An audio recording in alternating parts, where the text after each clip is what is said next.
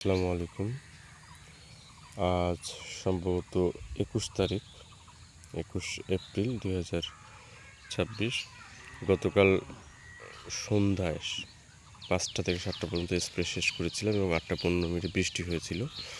তো যাই হোক, আজকে সকালে তুমি একটা আমার কাছে আপডেট চেয়েছিলে, আমি যে একটা আপডেট দিচ্ছি।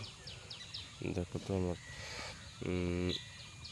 দেখে একটা সার্বিক তুমি বিশ্লেষণ করে দাও।